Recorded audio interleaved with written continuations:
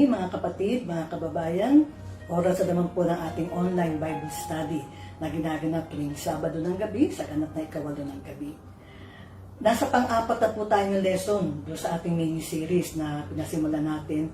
Unang-una doon sa triumphant entry, pangalawa yung cleansing of the temple, pangatlo last week yung Last Supper, at ngayon naman yung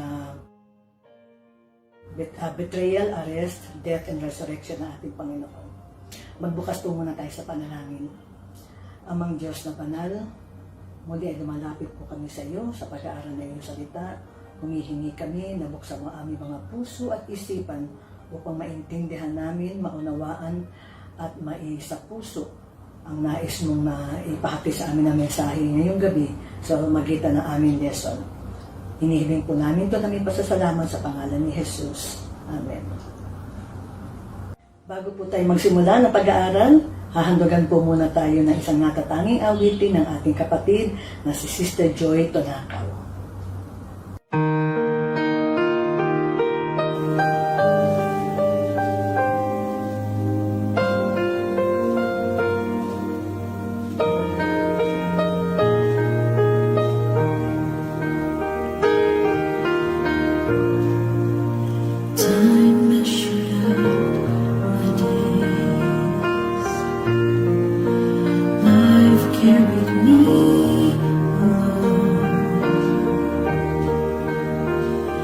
My soul I yearn to follow God, but knew I'd never be so strong. I looked hard at this world to learn how heaven could be gained. Just went where I began, where human effort is all in vain. Were it not for grace, I can tell you where I'd be, wandering down some pointless road to nowhere. My salvation now to me, I know how that would go. The battles I would face, forever running but losing the race, were it not for grace.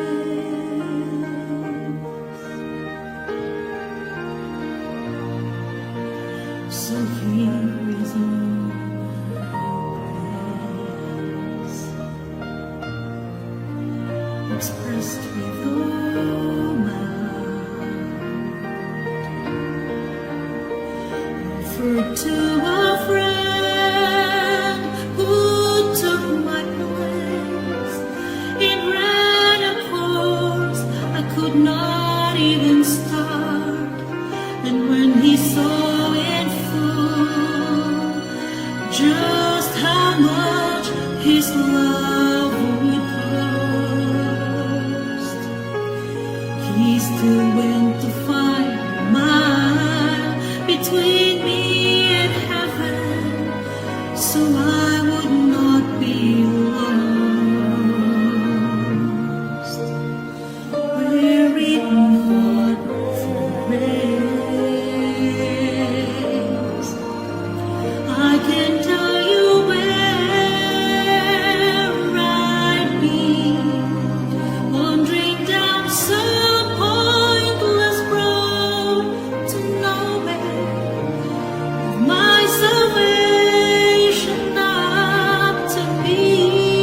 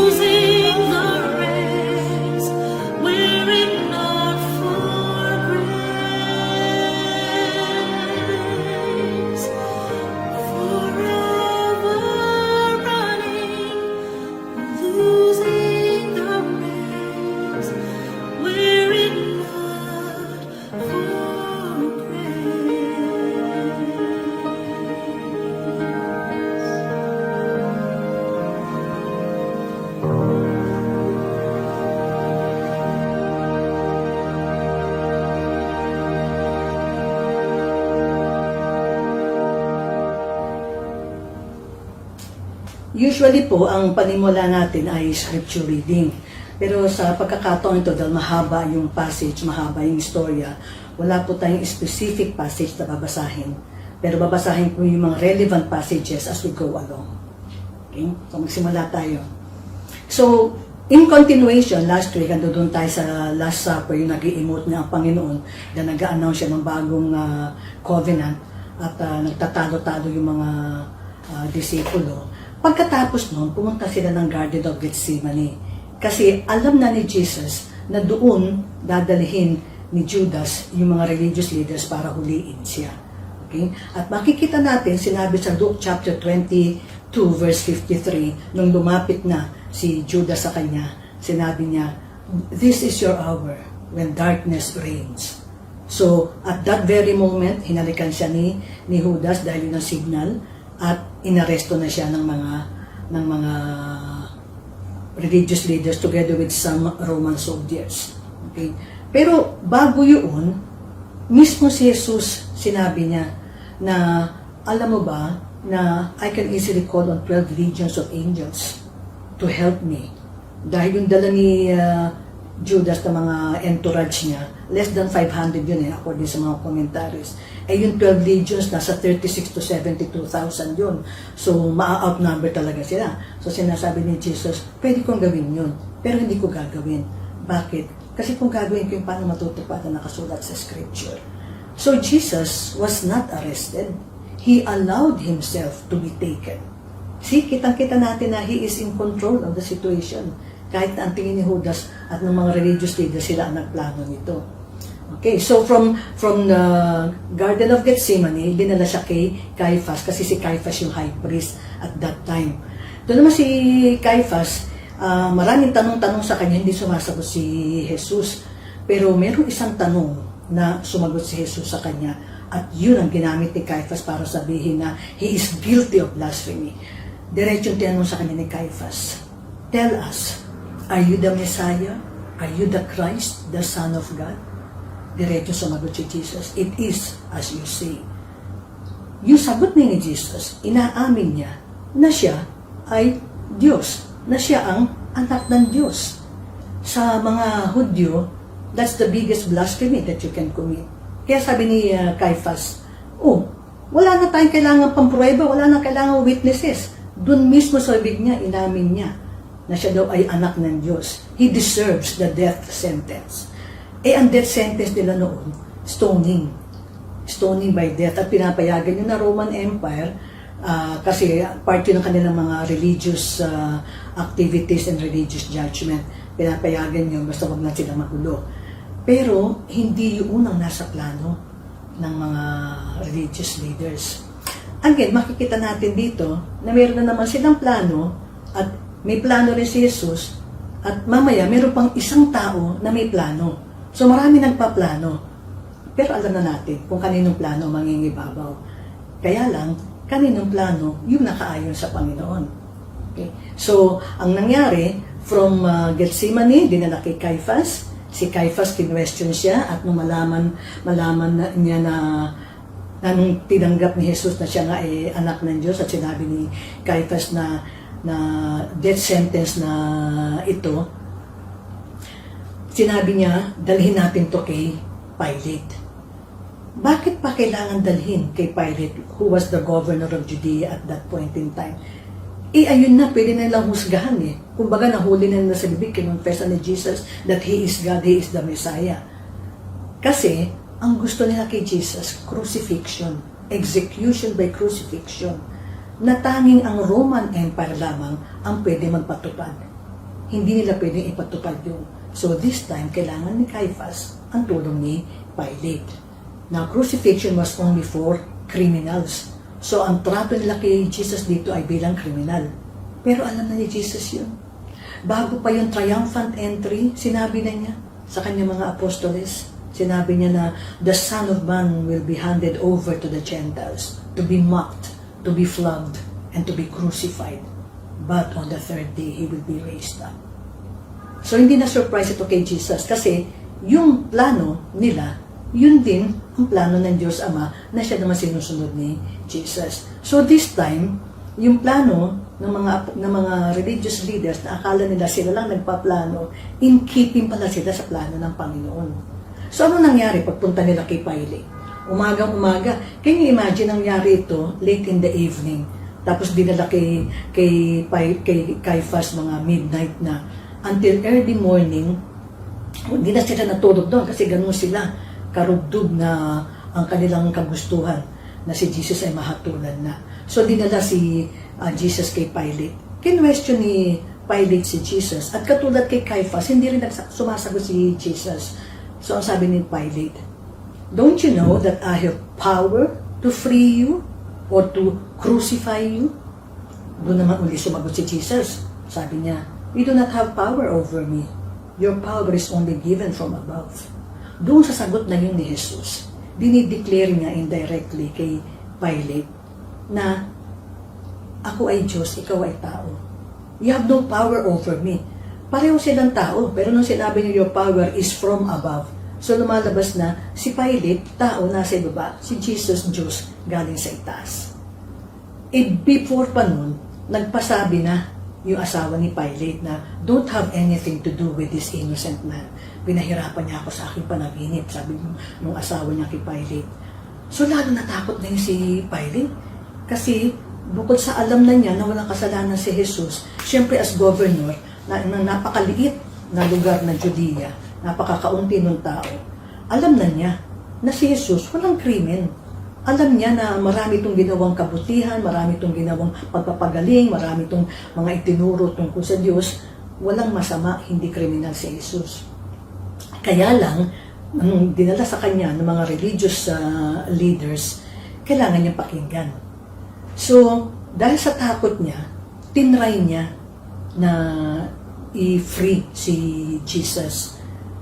So, meron silang custom during those days na bawat governor ng Judea, during the feast of the Passover, meron silang isang prisoner na pinapakawalan. At nagkataon na si Barabbas yung nag-iisa lang siya. So, ang sabi niya, with the hope na mapapalaya niya si Jesus, sabi niya, meron tayong custom na magpapalaya ng isang prisoner. Gusto niyo ba na si Jesus ay palayain ko instead na si Barabbas? Yung mga religious leaders, inistiga na yung mga tao. Kaya sila na yung nagsabi na, hindi namin gusto si Jesus, si Barabbas. Crucify Jesus and free Barabbas.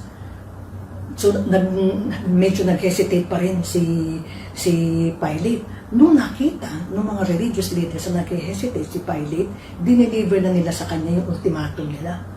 Ginamitan siya ng ultimatum na sinabi nila sa John chapter 19 verse 12.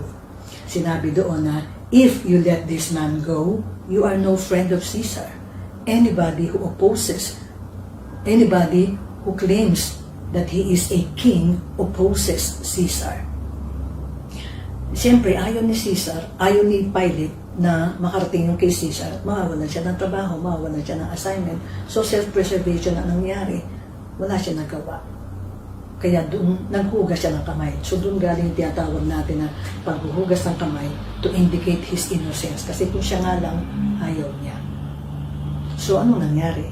Napilitan siyang i-hand over si Jesus sa mga Roman soldiers for crucifixion. Naalala ninyo yung unang lesson natin sa triumphant entry na the very people who said, Hosanna, blessed is he who comes in the name of the Lord. These are now the very same people who are saying, crucify him, crucify him.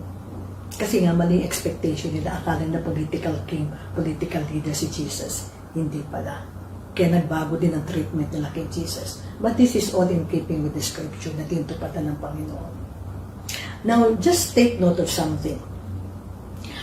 Yung mga religious leaders, ang plano nila, crucifixion para kay Jesus. Ang plano naman ni Pilate, hindi, palayain siya kasi wala siyang kasalanan. Bakit nanaig yung plano ng mga religious leaders at hindi nanaig yung plano ni Pilate despite his high authority as the governor? Alam niyo bakit? Dahil yung plano ni Pilate ay hindi ayon sa kalooban ng Panginoon.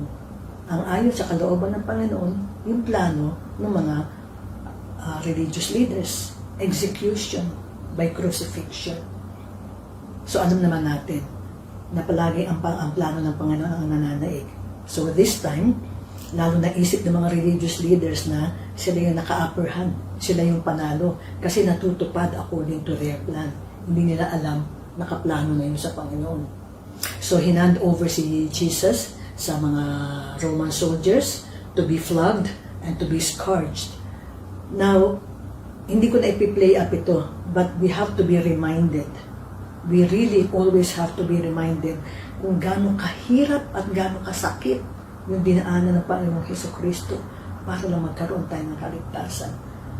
Yung flogging na sinasabi, yung hahagupitin ganun sa likod, bareback yun, bareback. Alam naman natin na may metal sa dulo ng bawat piraso ng whip na pag yun ay tumama sa likod at hindi lang pababang ganun ng Roman soldier, sumasama yung laman, umaagos ang dugo. Ilang beses yun until sabihin ng Roman soldier na that's enough. Napakasakit, napakahirap, and to think walang kasalanan ng Panginoon. So doon pa lang nahirapan ng husto yung katawan niya. At alam naman natin na the night before, walang tulog. Straight from the Last Supper, hinuli, dinala kay Caiaphas, dinala kay Pilate. Actually, si Pilate, pinadala pa siya kay Herod. Tapos si Herod, ibinalik kay Pilate. Matagal yung usapan nila until bumigay si Pilate So, in the morning, eto na si Jesus, pagod, puyat, gutom, hinagupit, minak, pinasuot siya ng kulay purple na kapa, which is being used only by the royalty sa Rome. Kasi they were mocking Jesus na, oh, King of the Jews. Hail, King of the Jews. Diba? So, bago nila, pagkatapos siyang i-mock na gano'n, pagkatapos siyang hagupitin, minak, kinoronahan siya ng krus. Now, alam naman natin, lahat tayo halos natinig na, kahit isang beses man lang, sa rosas. Napakasakit, di ba? Eh, yung crown of thorns, paikot, madami. At buti sana ko, binabang ganun sa kanya, dahan-dahan, binaba na ganun. Pagkatapos nun, ilang beses siya pinalo sa ulo ng stick, sinampal, dinuraan, pinagtawanan,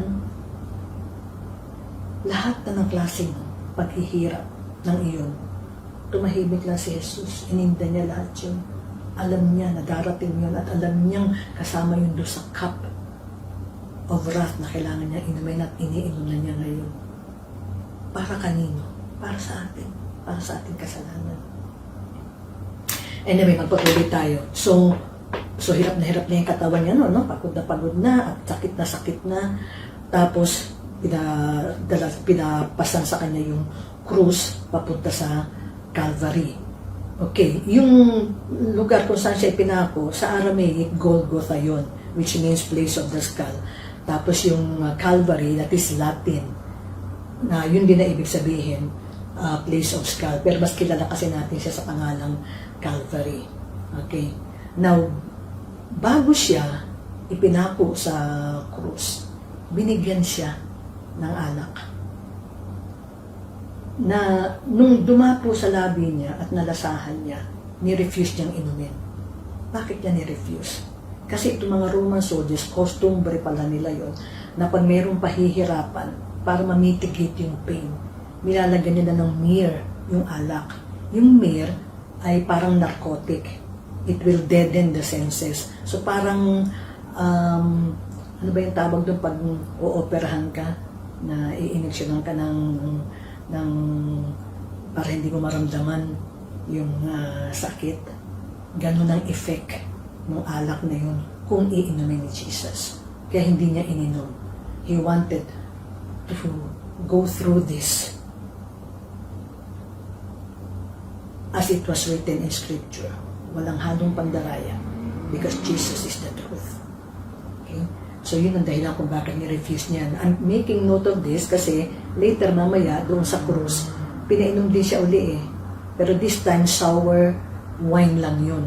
Wala nang kasamang narcotic. Okay? Wala nang anesthetic effect. Okay? Yun, tinake niya. Pero ito, dahil sa anesthetic effect, hindi niya tinake. Okay? So, yung nangyari sa kanya na pagpako doon sa krus, this is a fulfillment Maraming fulfillment ng scriptures to hanggang sa mag-resurrect si Jesus. It is a fulfillment of Isaiah 53:12 which says, He was numbered with transgressors when He was crucified or when He was nailed between two thieves. Hindi naman din alam ng mga nagplanong religious leaders na mayroon palang dalawang thieves na magnanakaw na makakasabay ni Jesus. Ang focus lang nila ay si Jesus. But so that scripture may be fulfilled, isinabay siya doon sa dalawang thieves na yun.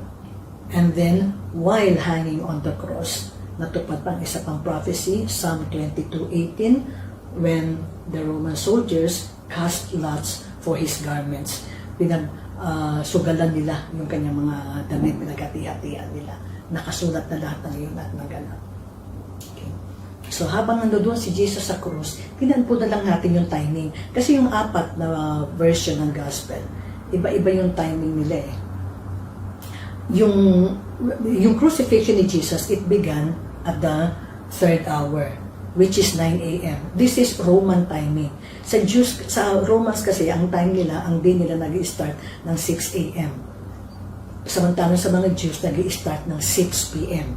So, Roman timing ito. Yung crucifixion niya, which is yung flogging, doon nagsimula yun, ng 9 in the morning until the 12th or until the 9th hour. So from the 3rd hour to the 9th hour, that is 9 in the morning until 3 p.m.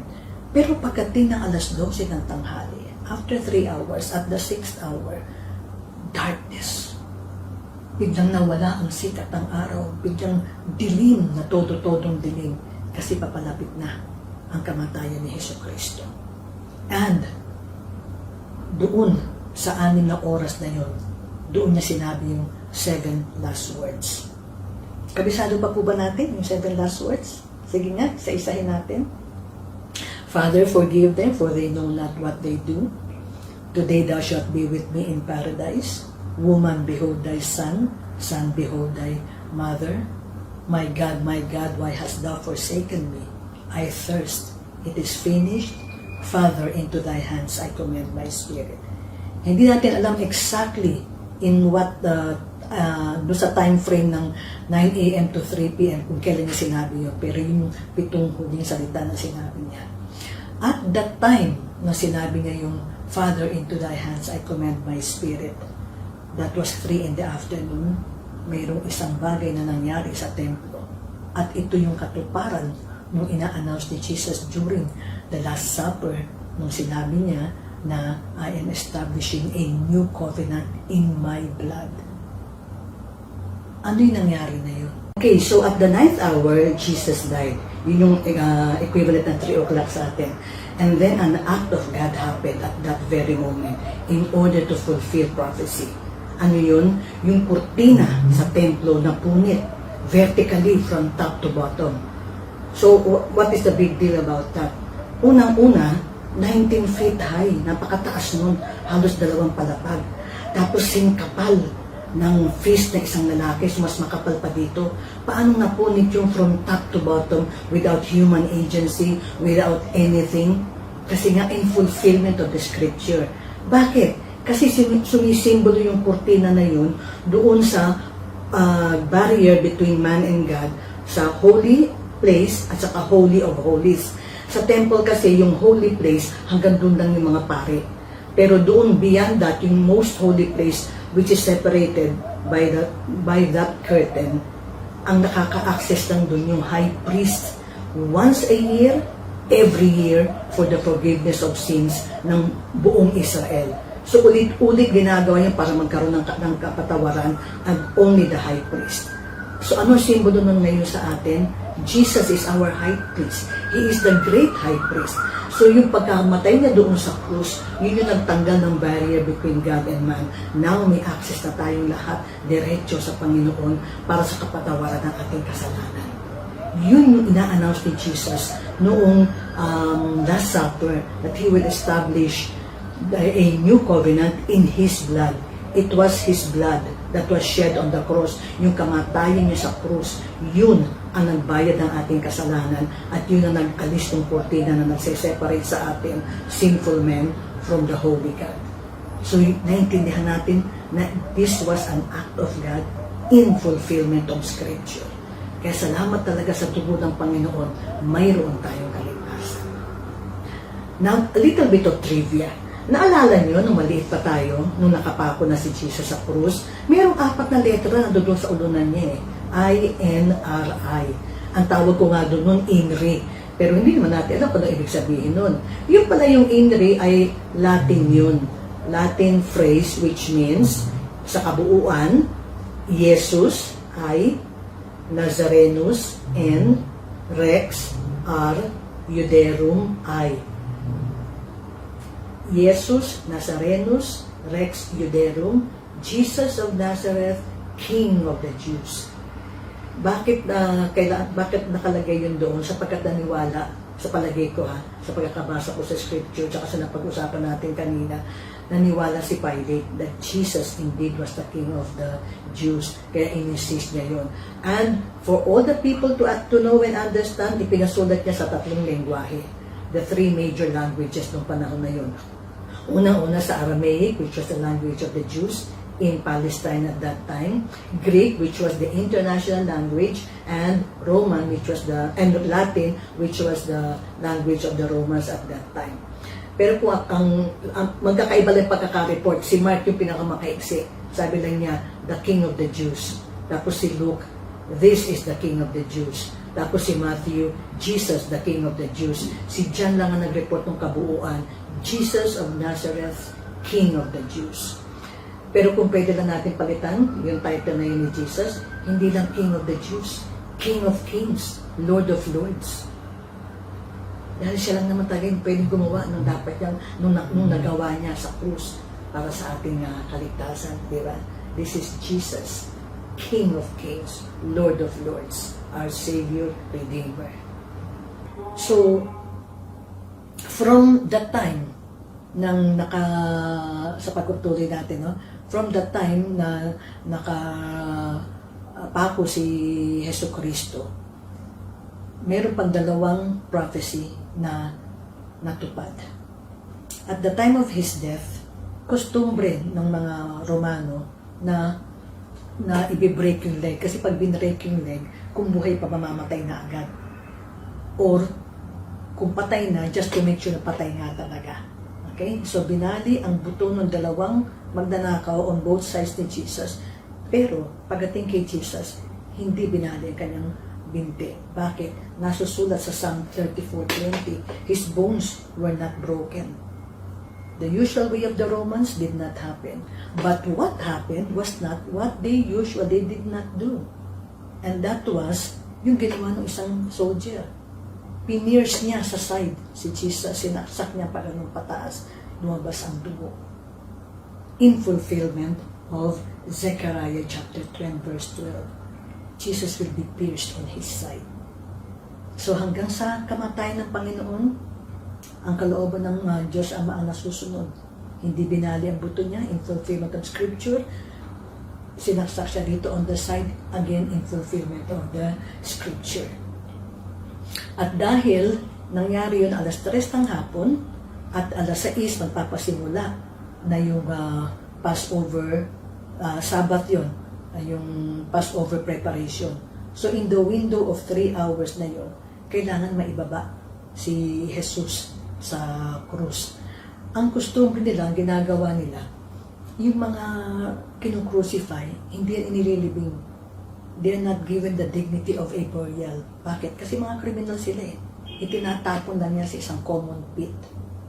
But Jesus' body was not thrown in fulfillment of Isaiah 53:9. He was assigned a grave with the wicked, but with the rich in his death. As a criminal crucified at the cross, ang naka-assign talaga sa kanya, a grave with the wicked. But in order for the scriptures to be fulfilled, he was given a decent burial in a garden tomb. Saan nakasulat yun? Sa John chapter 19, 38-41. At ito ay babasahin ko. Kailangan kong basahin kasi yung mga susunod nating discussion, malaki ang kinalaman nitong passage. Okay? So, babasahin ko sa New International Version, John chapter 19, verses 38 to 41. Later, Joseph of Arimathea asked Pilate for the body of Jesus.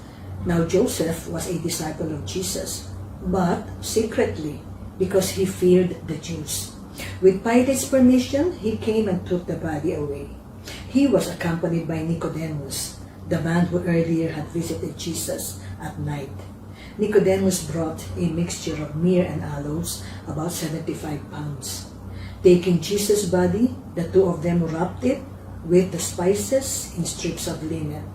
This was in accordance with Jewish burial customs. Alam niyo yung style na parang mummified, paikot. At the place where Jesus was crucified, there was a garden.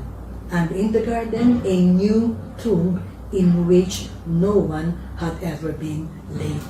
Yun yung sinasabi na he was assigned a grave with the wicked, but with the rich at his death. Kasi doon siya inilibing. Doon sa magandang at bagong-bagong libingan sa garden. Na actually, Joseph intended that garden tomb for himself. Siya may-ari nun eh. Para sa kanya yun. But the Lord had intended it for the Lord Jesus Christ. At alam natin, di ba, na nawala lahat yung mga disipulo. Yung mga babae lang na followers ni Jesus ang nandun doon mula nung time ng flogging hanggang doon sa time na siya ay namatay doon sa krus. Nawala silang lahat. Pero kahit mawala silang lahat, kailangan matupad ang nasusulat. Kaya itong dalawang secret followers na to, si Joseph of Arimathea at si Nicodemus, parehong Pharisees at parehong member ng Sanhedrin, pero parehong believers ni Jesus Christ, sila ang kumuha ng katawan to give Jesus the prophesied burial that He deserves as God. Okay, na bakit natin kailangan basahin yung passage na yun? Kasi, bago tayo pumunta doon sa main topic natin, which is resurrection, daanan natin yung 5 false resurrection theories. Bakit mayroon nito at bakit natin kailangan itong daanan, pag-aralan ng kaunti?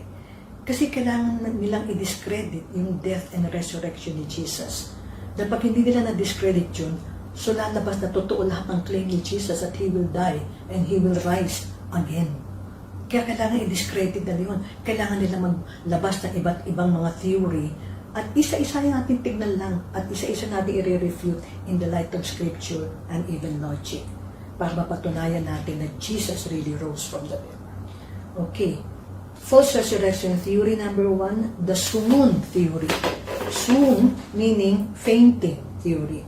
Jesus only fainted. Hinimatay lang daw. So that means He was alive when He was placed in the tomb. So kung namatay at nagpakita na sa mga tao, hindi resurrection. Kasi hindi naman siya namatay. Yun ang sinasabi dito. Pero ano ang ating refutation? Unang-una, He was brutally crucified for 6 hours. Yung 6 na oras na in-endure ng katawan niya, na actually, according to medical reports, ang kinamatay pala ni Jesus ay asphyxiation. Okay? Hindi ko na kung tama yung pronunciation ko, but yung nag-collapse yung lungs. Kasi yung pagkakataho ko parang gano'n sa krus, babagsak yung lungs kasi nakataas na ganyan at kahit na ipinako yung paa niya to support the body, hindi naman kaya i-support yung lungs kasi nga nakataas to, sa bababa ito, hindi siya nakahinga hanggang sa namatay. So, namatay siya because of the brutal crucifixion. Hindi lang siya hinimatay. Pangalawa, He was pierced. Di ba sinaksak nga siya on the side and blood flowed out? Hindi naman siya binigyan ng medical treatment. So, natural, lumabas ang dugo. Namatay si Jesus, hindi na siya hinimatay. Pangatlo, yung burial preparations na ginawa sa kanya ni Joseph at saka ni Nicodemus, it took time. Kasi yung pagkuha pa ng pagbaba pa ng katawan niya sa krus at yung pagpiprepare ng katawan, which is the washing of the body, removing of the nails, and soaking with all the ointments, tapos isa-isang iikutan na gano'n doon sa parang mummified form nga. This all took time.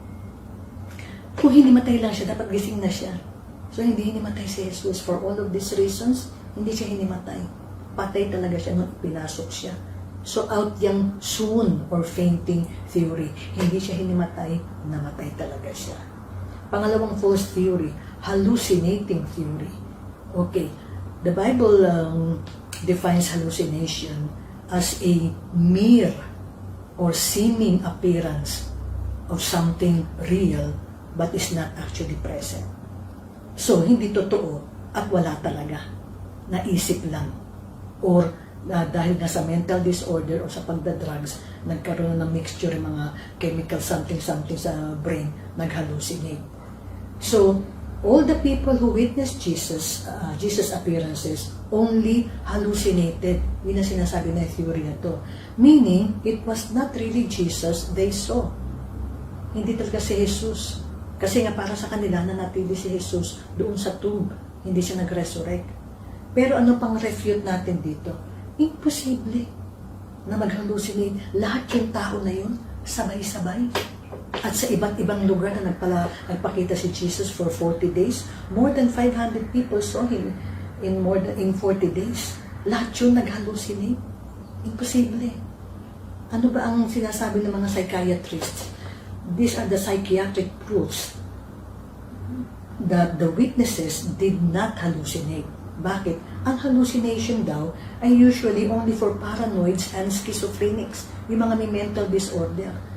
So may tama pala sa utak lahat itong mga tao na to na nakakita kay Jesus, kaya sila nag-hallucinate. All at the same time, in different places. Imposible. Hallucination is linked to a person's past through his subconscious. Sa mahigit na 500 na yun na nagpakita si Jesus, about 120 lang talaga yung believers. So that's about 1/4. So yung 3/4 na yun, wala silang kinalaman kay Jesus. So paano sila magkakaroon ng connection? Paano magkakaroon ng connection si Jesus sa kanilang past through their subconscious? Kung meron man siguro yung 120 na believers, what about yung the rest, yung 380? Imposible. Again, sinabi ng psychiatrists that hallucination usually occurs in familiar surroundings. Si Jesus yung 380 na yun, yun lang 120. So ano magiging familiarity nila? Saan sila nagkasama? Araw-araw si Jesus, he moves about. He goes here, he goes there. He doesn't stay long with anybody in one place. Long enough para magkaroon sila ng familiar surrounding kay Jesus. And lastly, hallucinations occur with a spirit of anticipation or hopeful expectation. Wala naman nag-expect na si Jesus ay magre-resurrect. Even the apostles, nagtago. Di ba nawala nga sila, iniwan nila si Jesus? Nagtago, nawala sila.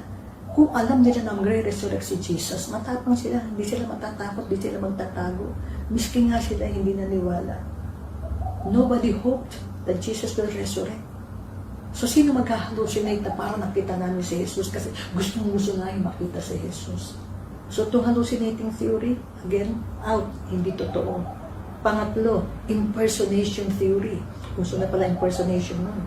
Somebody impersonated Jesus, meaning he remained dead. Kung in-impersonate, therefore, hindi si Jesus yung nag-rise na yun. Jesus remained dead. Pero again, anong refutation natin dito? Number 1, imposible na kopyahin o gayahin lahat yung sugat ni Jesus. Yung sugat nyo dun sa likod, yung mga butas na gawa, yung pagkakapako niya sa krus, sa wrist, at saka sa paa, at saka yung butas nung siya isinaksak dito, yung mga sugat sa crowning of thorns, imposibleng kopyahin yun. Imposibleng i-duplicate yun. Pangalawa, sa mahigit 3 taon na kasama ng mga disipulo si Jesus, they would easily recognize kung impostor ito o hindi. Alam nila kung ano itsura ni Jesus. Alam nila ang form ni Jesus. So alam nila na hindi impostor nakita na kundi si Jesus mismo. At pangatlo, pinakamatindi dito sa impersonation theory, yung unang pagkapakita ng Panginoon sa kanila, they were in the upper room. Takot na takot sila nun. About 120. Actually, wala pa nga si Thomas doon, so dapat 121. Takot na takot sila, nakalak ang pinto. Tapos biglang dumating si Jesus Christ, dumaan sa pinto. That was Jesus in His glorified body. When He resurrected in the glorified body.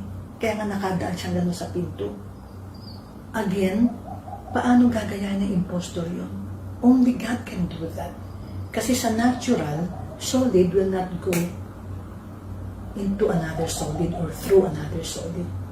Okay? Pero sa glorified body ng Panginoon, dumaan yung katawan niya, lumagos doon sa pinto. Kaya kahit nakalak, nagpakita siya doon sa mga apostoles.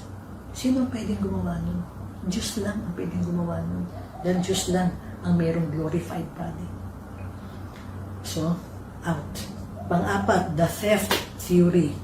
Jesus' disciples stole his body and then claimed that he rose from the dead. So sabi nila, ay ninakaw ng mga disipulo para palapasin na siya ay na-resurrect. Alam nga natin na sa takot nila, nagkandawala sila, nagkandatago sila, di ba? Pero ang refutation natin, isa-isahin natin. Unang-una, kung ninakaw ang katawan ni Jesus, importante ang oras para sa mga magnanakaw. Kung nanakawin yung katawan ni Jesus, bakit iniwan pa yung strips? Di ba dapat binuhat na yung katawan niya ganun diretso? Iniwan yung strips. Tapos yung strips, they were in the original, intact form. Imposible. Imposible. And who would have the interest to steal Jesus' body? Bakit naman nila nanakawin? Anong interest nila sa katawan ni Jesus? Not the Roman guards, because they were under Roman command. Hindi nila pwedeng gawin yun. Actually, pinadala nga sila doon para bantayan na walang magnanakaw. Lalo namang hindi yung mga disipulo, dahil nga nagsipagtago sila out of fear. Hindi rin yung mga female followers niya. Actually, sila nga yung kinabukasan ng aga-aga pa nagpunta na agad doon para i-re-anoint yung katawan niya nung burial anointment. At makapasok man sila, gusto yung madala nakawin yung katawan ni Jesus, they don't have the capacity to roll away. Ang mga babae hindi kaya yun, pagkapikat-pikat na pinto na yun. Plus, lastly, paano nila pwedeng gawin yun? Mga babae, mga lalaki, paano nila pwedeng gawin yun? May dalawa nga, actually more than 2, na guards na nakapost doon at may seal yung rack na nagsasara ng pinto, may seal yun eh. Kaya pag ni-roll away, may mapuputol yung seal. Tapos siyempre maririnig ng guards kahit nakatulog sila. So there is no way na ninakaw ang katawan ni Yesu Cristo at pinalabas na siya ay nag-resurrect. Lastly, the unknown tomb theory. Ano yung sabihin ng unknown? Kasi nga yung mga crucified bodies, they were not allowed burial. Itinatapon lang sila. So sabi nila, wala nakakaalam kung nasa ng katawan ni Jesus. Kasi akala nila itinapon. Pero hindi itinapon. Ano ang refutation natin doon? Nakita ng mga tao si Joseph of Arimathea nang ibinaban niya yung katawan ni Kristo sa tulong ni Nicodemus. Kasi hindi niya pwedeng gawin yun kung wala siyang permit from Pilate. So nagawa niya yun dahil hiningan nga niya ng permiso kay Pilato. At dahil mano-mano yun, okay, medyo matagal, so siyempre nakita ng mga tao. Tapos, yung mga female disciples, hindi talaga sila umalis until natapos at ipinasok doon sa tomb at sinarahan at sinil. Hindi talaga sila umalis. So, alam ng mga tao nakakita doon sa ginawa ni Nicodemus at ni Joseph of Arimathea. Alam din ng mga disipulo ng mga babae. At siyempre, alam ng mga Romano dahil sila ang nagpadala ng mga guards doon sa tomb na babantayan. So alam nila. Kailangan lang palabasin na hindi alam. Para nun ay hindi totoo na nag-resurrect, hindi nga natin alam kung inilibing niya, saan niya inilibing.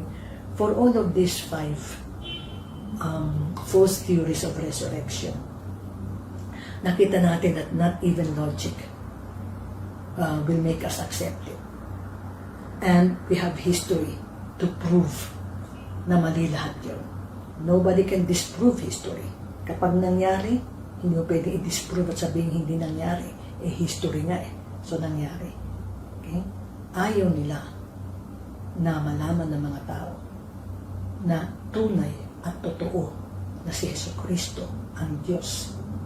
Si Yesu Cristo ay nabuhay bilang tao. Ang tawag natin doon incarnation. That is a major Christian doctrine. Hindi siya tao, nagkatawang tao, nabuhay namatay, nanatiling patay? Hindi. Dahil nag-resurrect siya on the third day. Katulad ng sinabi niya, katulad ng nasusulat. Para ano? Para sa ating mga kasalanan. Para patunayan that it is possible for man to live, to die, and to live again if we have the life of Jesus in us.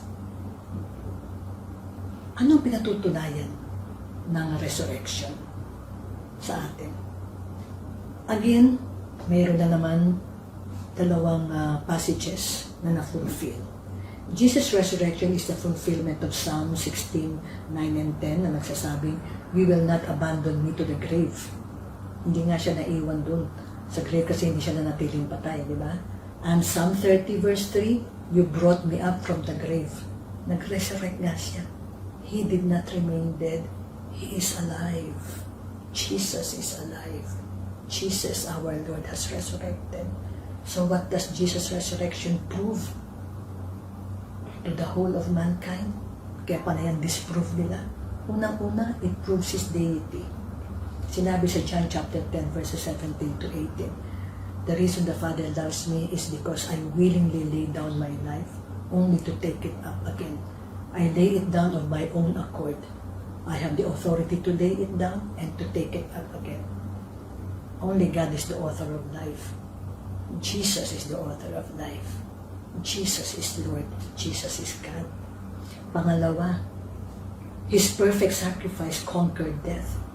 Ang sabi ng 1 Corinthians 15:55 to 57, "O death, where is your sting? O death, where is your victory? I have conquered the grave." Sabi ng Panginoon. Bakit? Dahil nung namatay siya, hindi siya nanatiling patay. Siya ay nabuhay muli. His perfect sacrifice conquered death. Pangatlo, His supreme authority. Ang sabi ng Panginoon, lahat ng bibigyan ko ng buhay na walang hanggan. Walang pwedeng mag-alis sa kanila kapag inilagay ko sila sa aking mga kamay. Nasa sa akin sila, walang pwedeng kumuha sa kanila, walang pwedeng umagaw sa kanila. At totoo, bakit? Who can undo what God has done? Who can undo what God has done? Jesus is God. Jesus is Lord. Pang-apat, the realization of our hope. Sinabi niya si John chapter 11 verse 25, "I am the resurrection and the life. He who believes in me will live even though he dies." Ang tao, ngayon, buhay. Mamamatay kasi tao eh. Pero hindi mananatiling patay. Mabubuhay muli kung nasa Kanya ang resurrected life ng Panginoong Jesucristo. Though He dies, He will live. And lastly, what does Jesus' resurrection prove to us? This is the assurance of our eternal life. Sinabi niya si John chapter 14 verse 19, "Because I live, you also will live." Lahat tayo na may Jesucristo sa buhay. Lahat tayo tumanggap kay Jesus as Savior and Lord. This is our living hope. That we too will resurrect. Kasi sinabi niya, "Because I live, you also will live. Though you die, you will live if you believe in me. And nobody can take you away from my hands. I have conquered death. O death, where is your sting? O death, where is your victory? I have authority to lay my life down. I have authority to lay it down." Jesus is life. Katulad nga sinabi niya sa John chapter 14 verse 6, "I am the way, the truth, and the life. No one goes to the Father except through me." This is the message of the resurrection. Na tayo mga buhay ngayon, pagdating ng panahon, sa pangalawang pagbalik ng Panginoon, kukunin niya tayo and we will be with the Lord forever. Oh, may forever kay Jesus. Ang forever nasa Panginoon lang kasi forever ang buhay niya. Eternal ang buhay niya. Kaya kahit anong daanan natin sa mundo, ito, itong pandemic, ito, kahit anong pa magkalabasan nito, alam natin na victory belongs to us. Bakit? Mamatay man tayo, we will be resurrected. We will not remain dead because Jesus rose from the dead. This is our living hope. Kayo po na nakikinig sa akin ngayong gabi, kung wala kayong itong living hope na to, nais ko po sabihin sa inyo na kayo din, pwede kayo magkaroon itong living hope na to. Baka ito ang mensahe ng Panginoon sa inyo ngayong gabi. Especially during this pandemic, natakot na takot ang mga tao. Hindi kami natatakot mamatay sapagkat alam namin mabubuhay kami muli dahil kay Jesucristo. Paano? Nasabihin ko po sa inyo, 2 simple steps. Pero kailangan may pananalig kayo. Kailangan nananalig kayo kay Jesucristo. May pananalig kayo sa salita ng Diyos na lahat ng ito ay katotohanan na galing sa Diyos. Una, manalig kayo at i-declare that you are a sinner. Kasi yun ang sinabi ng Biblia, for all have sinned, and the wages of sin is death. Kung wala si Kristo, mamamatay ka, mananatili kang patay. Pero dahil si Kristo ay nabuhay muli, kung si Kristo ay mapapasanyo sa buhay mo, mamatay ka man, mabubuhay kang muli. So ano yung 2 steps? 1, acknowledge that you are a sinner. Small sin, big sin, many sin, few sin, you are a sinner. Sinabi ng Biblia. If you are the sinner, then acknowledge that Jesus is the Savior. Nakita nga natin kaya siya pumunta doon sa kamatayan niya sa krus dahil yung kabayaran ng ating mga kasalanan. Siya ang nagbayad ng ating kasalanan para magkaroon tayo ng buhay na walang hanggan kung tatanggapin natin siya sa ating puso ng may pananalig galing sa puso. Ito lamang pong dalawang ito. Kung baka nagtatanong kayo, iniisip nyo, yun lang? Ganun lang? Ganun lang kadali? Ganun lang kadali dahil ginawa na natin Kristo sa krus. Ano pang pwede natin idagdag? Sabi nga natin, perfect yung sacrifice niya and only God can do that sacrifice. Ang kailangan na lang natin gawin ay tanggapin yung finished work niya at the cross. Kung meron man tayong gagawin, pagkatapos natanggapin natin si Kristo, mayroon tayong gagawin. Pero para magkaroon ng kaligtasan, para mapasa atin ang buhay na walang hanggan ng Panginoon, wala na tayong dapat gawin kundi tanggapin yung kanyang finished work at Calvary. Yun lang po, at kailangan gawin yun by prayer. We talk to God by prayer. Kung mamarapatin po ninyo at naniniwala kayo, even right now, pwede natin gawin. Gawin po natin, tutulungan ko po kayo. I will lead you in prayer. Isara po natin ang ating mga mata. Ibaw natin ang ating mga ulo at kausapin natin ang Panginoon. Ulitin niyo po yung sasabihin ko na sinabi po sa Biblia, it is with your heart that you believe, but it is with your mouth that you confess. Sige po, simulan po natin. Panginoong Jesucristo, tinatanggap ko na ako isang taong makasalanan at mamamatay ako sa aking kasalanan kung wala ka sa aking buhay. Tinatanggap ko rin na ikaw ang Diyos na nagbayad ng lahat ng aking kasalanan sa pamamagitan ng inyong kamatayan doon sa krus, sa Kalbaryo. Tinatanggap kita ngayon sa aking buhay as Savior of my life from all of my sins from which I repent, and Lord of my life, the new life that you are giving me, the eternal life, the spiritual life. Salamat, Panginoong Jesucristo, na sa pagtanggap mo sa akin ngayon at sa pagtanggap ko sa iyo, mayroon na akong eternal life, ang iyong buhay na walang hanggan na nasa sa akin. At kasama na rin ako doon sa mga kapatiran na who are looking forward to your second coming so that we can be with you forever. Maraming salamat sa kaligtasan, Panginoong Jesucristo. Ito ang aming dalangin sa pangalan ni Jesus. Amen. Mga kapatid, if you really pray this prayer from the heart, then now you also have eternal life. Then now you also have the living hope. Then now you can also look forward to the resurrection at Christ's second coming. Meron ka na rin forever. At sana po, kayo po, gusto po sana namin makausap kayo para matulungan namin kayo na mas makilala pa ang Panginoon at lumago din.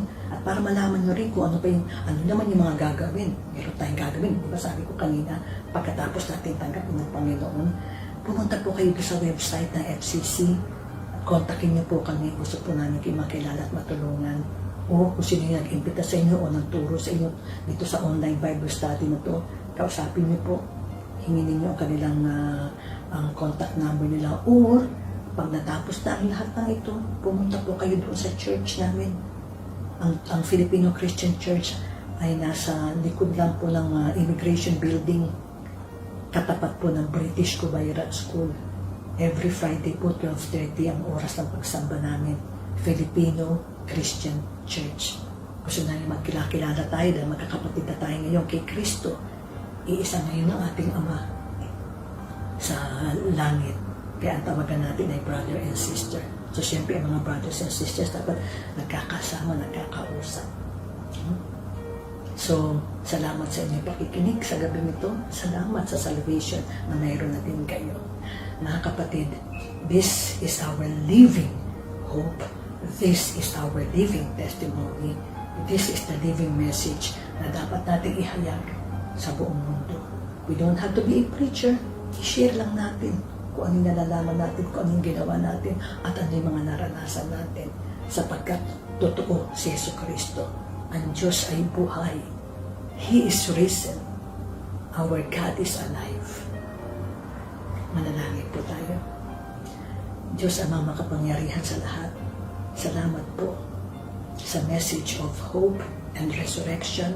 Salamat sa mga kaluluwang tumanggap sa iyo kahit sa pakikinig lamang na ito sa gabay ng banal na Espiritu. Patuloy, Ama, na manguna ka. Patuloy na pangunahan mo din kami. Nang sa ganun ay lumaganap ang iyong salita, ang katotohanan na mayroong buhay na walang hanggan at yun ay masusupungan lamang sa iyo. Tangi sa iyo lamang, Panginoong Hesus Kristo. Maraming po salamat sa gabi nito, Ama. Maluwalhati ka. Ikaw lamang sa aming buhay. Muli ay hahandugan tayo ng isang natatanging awit, ang ating kapatid na Joy Tonakaw.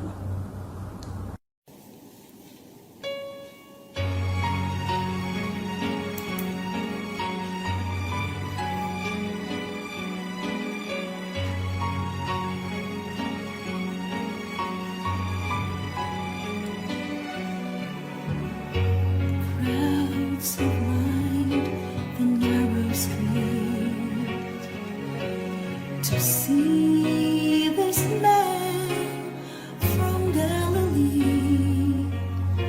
Just a carpenter, some say, leading fools astray. Yet many need to give him praise. And in his eyes a glimpse the power that sees the heart of all men. And he knows his Father's mind. He speaks his Father's words, for he comes in the name of the Lord.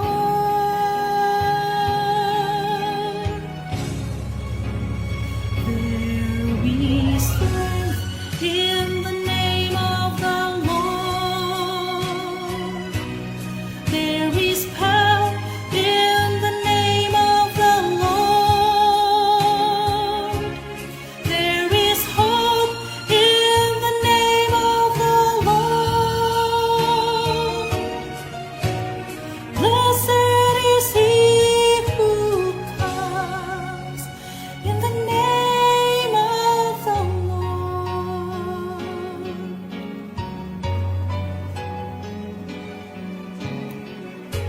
When my plans have fallen through, and when my strength is nearly gone, and there's nothing left to do, just depend on you and the power of your name. And as we call upon your name, for strength through weakness to show, we can know the Master's plan. Extend the Master's hand when we come in the name of the Lord.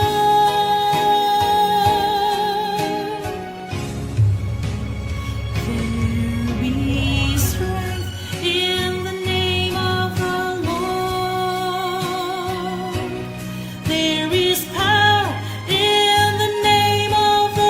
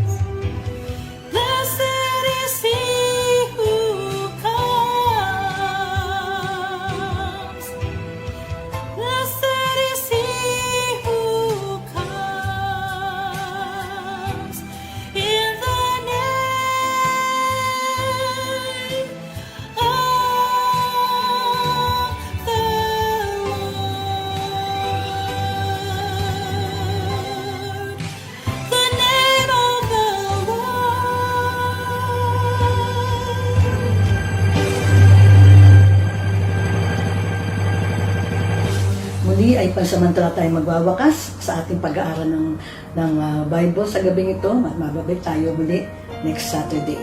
Okay? At meron tayong bagong series next week. Kapananin ninyo. Tayo ay magwakas sa panalangin. Diyos amang banal at makapangyarihan sa lahat. Salamat po sa mensahe ng resurrection. Salamat sa mensahe ng living hope, ng living message, ng aming buhay na walang hanggan, na in-accomplish ng Panginoong Hesukristo sa kanyang kamatayan sa krus at sa kanyang pag-resurrect on the third day. Salamat po, Lord Jesus. Sa ilaman po lahat ng papuri, pasasalamat at pagluluwalhati. Tanging pangalan mo lamang ang maitaas kinabukasan sa araw ng resurrection, on the resurrection day, on Easter Sunday, however they call it, Father. It is your day, Lord Jesus, your day of resurrection, our day of celebrating our future resurrection. We praise you and thank you in Jesus' name. So mga kapatid, magkita-kita tayo muli next week sa panibagong series. Enjoy natin ang Resurrection Day bukas. So stay safe and victorious in the resurrected Lord. Magandang gabi.